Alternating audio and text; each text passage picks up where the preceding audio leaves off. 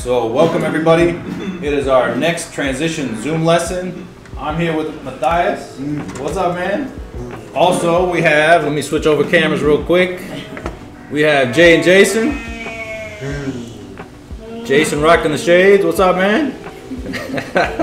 Very good. Okay, so our lesson today, what we're going to be talking about is workplace technology. And there's a lot that goes into this. Here are the standards. Let me step to the side. All these are dealing with technology you might see in the workplace. We're going to take a little bit of a slant view on it and talk about assistive technology in the workplace.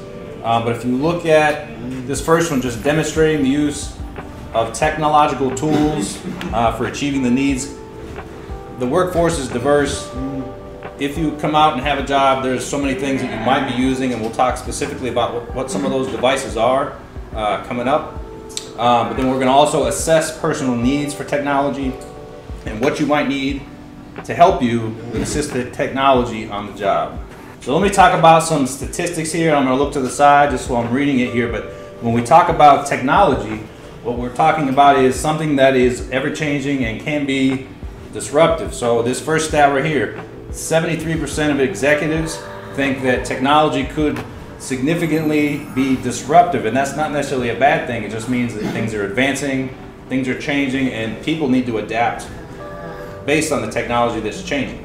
1 in 5 current jobs could possibly be replaced when we're talking about maybe artificial intelligence or automation. Some of that automation stuff is already kind of in the works, and that might affect people's ability to get a job, and so they need to adapt to technology. Next, we have 40% of core skills are required to perform some of these tasks, and that jobs will change based on these core tasks that are needed, again, based on technology. Now let's switch it up and talk about some other statistics.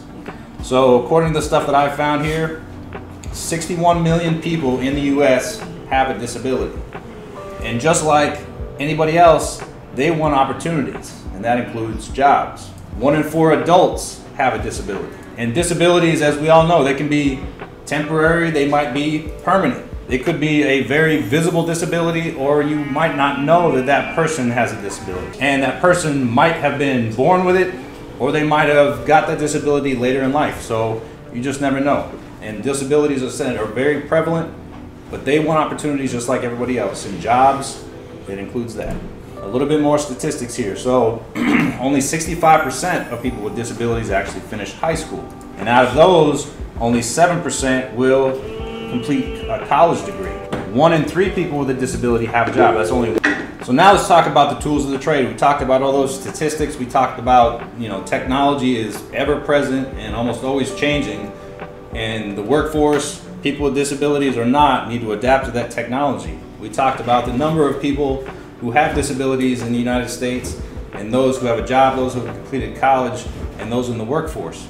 So what are these tools of the trade that you'll actually use? What are some of these technological devices that maybe you already know how to use it? Maybe you need to have some skills and to learn those things, and then we'll talk about things we can use to assist you and maybe adapt some of those things. So let me kick it over to Jay and Jason. Hey everyone, so like Phil said, it's important for us to know some of the basic tools that you're going to use in the workforce. So in this part of the lesson, we're just going to go over some of the basic tools that you will probably come into contact with in certain job fields. The very first one that we're going to talk about is in the technician field. Some of the things that you will see is a computer, you'll see a mouse, you'll see a toolbox, you'll see things like that in this type of work field. And right here, what Jason has for me, you have your tablet, Jason? You want to show it for me? There you go. So this is one of the things that you will probably see in this type of field. The next category that we're going to talk about is office. Now, some people may not believe that what you see on the screen is considered a tool. But a tool is defined as an equipment or an implement that is majority of the time used by the hand, but it's something that's used to carry out a function, to help you to complete a job. That's right, Jason. Jason has a stapler. So a stapler is one of the things that you would use in an office environment. whether you were being a receptionist, a supervisor, things like that. You also have inventory. And jobs within this field, supply, retail. On the screen you'll see a scanner, you'll see a memory card, and you'll also see a charger. These are things that will help you be successful in this area. You got your scanner, Jason? You ready for me? And Jason has his scanner with him today. He's ready. The next job field that we're going to discuss is labor. Some of the jobs you'll see in this field is construction, carpentry. On the screen you'll see we have a hammer. I think Jason has a hammer for us. There you go. Jason's ready to go. Also on the screen you'll see that we have a safety helmet and we also have safety goggles. So there are equipment and tools that we need to carry out a function, but there are also things that we need to help to do the job safely. And a helmet and goggles is to help us to keep ourselves and others safe while we perform a job. The next category is healthcare. And there are a huge variety of jobs within this area. Nurse, doctors, all those will fall under healthcare. So in this area, you will have things like a thermometer. You will also have gloves. Gloves is also another safety equipment that you will use. I'm gonna have Jason hold up the gloves. Yeah, Jason's ready to stay safe and healthy. All right, so now that we've talked about that, I'm gonna give it back to Phil. All right, thank you very much, Jay and Jason. So we saw some things on the screen there, things you might not think of as technology. You might take them for granted because you use them all the time, but they were invented to make life easier, to assist you on the job. One of the things that we're also going to consider for this lesson is this word right here, broken up into pieces, and that word is accessibility. So you're going to see symbols like this throughout the community, throughout various workforces, and these indicate different things to help people get around.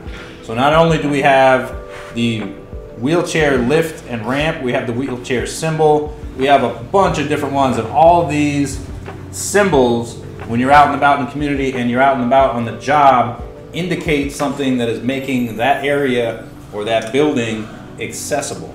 One thing that we'll talk about too is ADA, and this is a fairly large, comprehensive, and complicated law, but basically what this is talking about is specifically on the job. So the Americans with Disabilities Act, employers are actually required to provide reasonably, including assistive technology for employees with disabilities.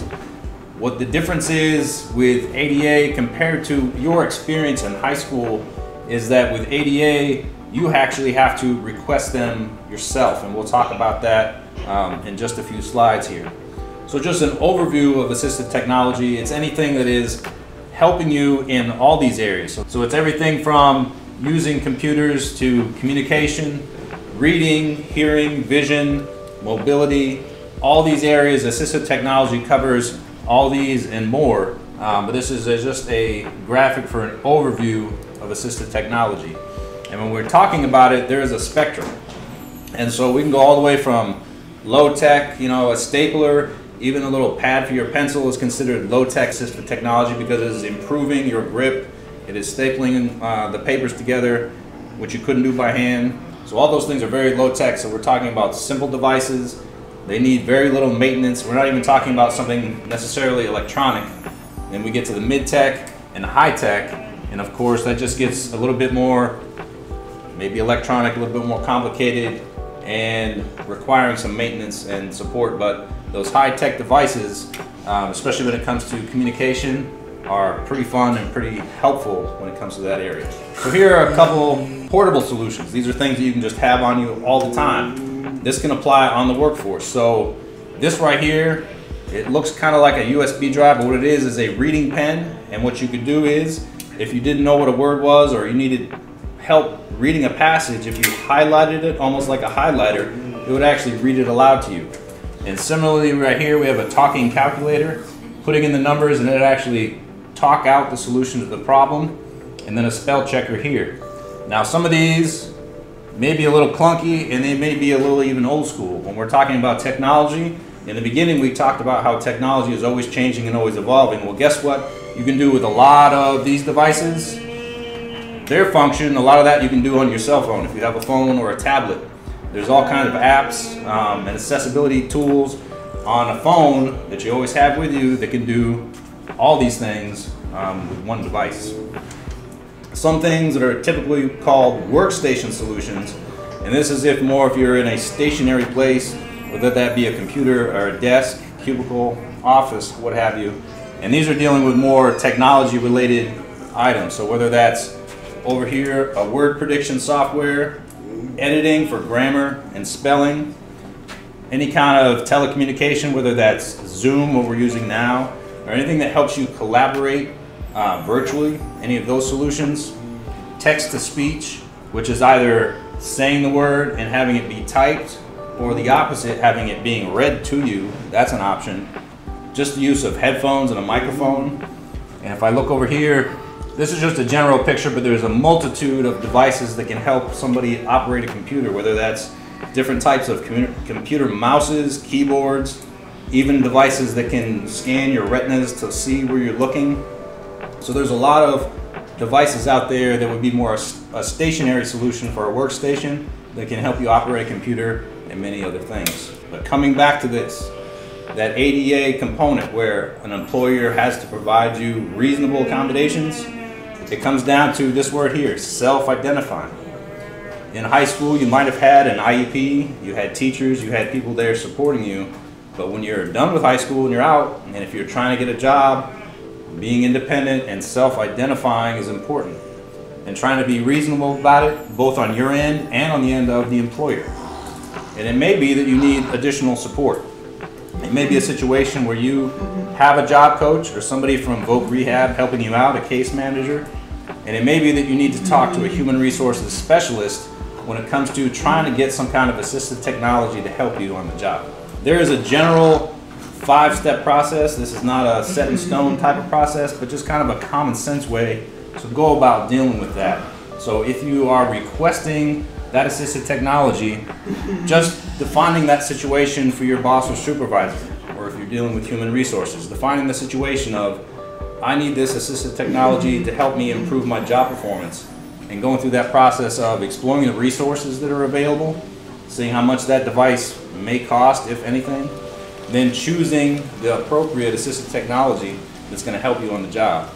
Then implementing those accommodations and then monitoring them. So it's not just about benefiting you. If you are the employee, it's going to benefit the company or whoever that you're working for. So just monitoring those accommodations and making sure that you're successful and that the company or whatever store that you're working for or whatever the case may be for your job, that's improving their performance as well. So that is just a brief overview of workplace technology.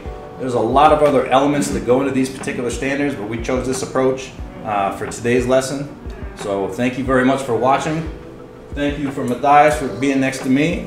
And let me kick it over here one last time.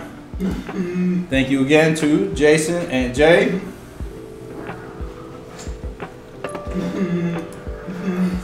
All right, everybody. Thanks again. Happy Friday, and we'll see you next time.